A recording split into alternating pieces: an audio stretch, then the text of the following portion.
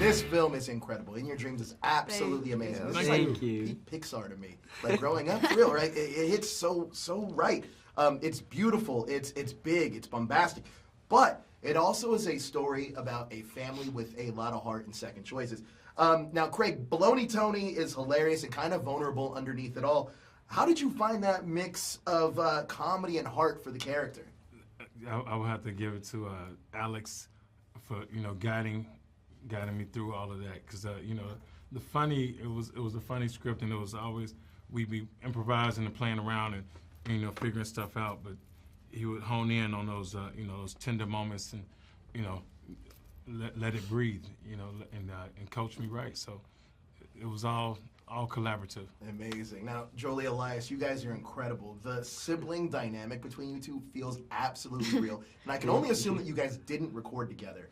But if you didn't, how did talk to me about how Alex kind of like helped the process to make sure that rhythm was there?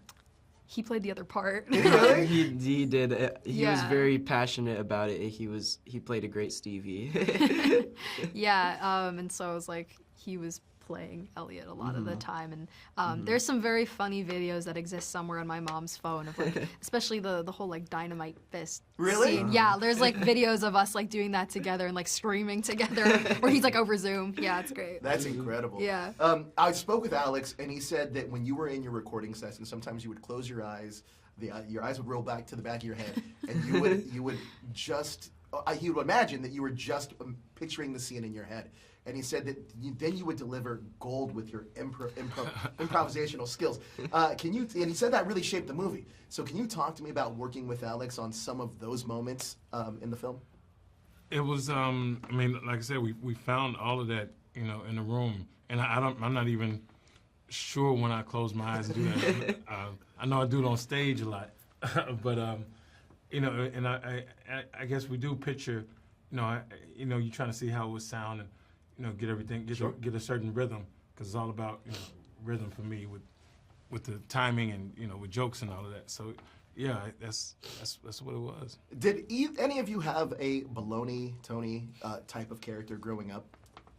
Like a stuffed animal? Yeah. It was like your ride or die. I had this one stuffed animal. It was my mom's, and then she passed it on to my sister, who passed it on to me. And it was just like this little teddy bear, and it had a knit little sweater, so I always kept that close, yeah. I had this one that I think my mom named it Spendy Wendy, and she was like my travel doll. She was like this knit doll with like little puffs for hair, and I don't know, I just brought her with me everywhere. Amazing. Did you have one, Craig? I had a knife. No, I'm just kidding. I had a bunch of stuffed animals they followed me to California. Now they're in my storage, but no, I don't.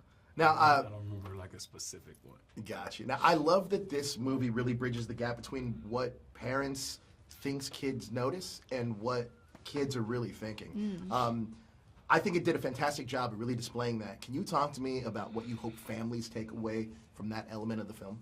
Yeah, I feel like both kids and parents can learn from this film. Like, I think communication is really important, and parents may learn that their children might like have assumptions that are not true, and they should really communicate with their children and reassure them of that. Yeah, and I feel like the movie does a really nice job of like encouraging kids to talk to their parents. Like that's sort of how, I mean, not to get into like spoilers, but like the movie's resolution comes from like the family coming together. Yes. They overcome by coming together, and I think that's sort of like, I don't know, I think it's like a good opportunity for parents to talk to their kids and just see if like what kind of questions or concerns that they have, because that's definitely what happens to like Stevie and Elliot in the movie. So I watched this movie Saturday night with my family, and me and my partner had a little bit of argument at the dinner table after the film, and our 10-year-old came up to us after watching this movie and had the best conversation about how we can resolve our issues based on Stevie. So to me, it's like, this is exactly what I wanted the movie to be. Look, this movie really celebrates imperfections. Families aren't perfect, but you don't need to have a beautiful life in order, or you don't have to have a perfect life in order for it to be beautiful.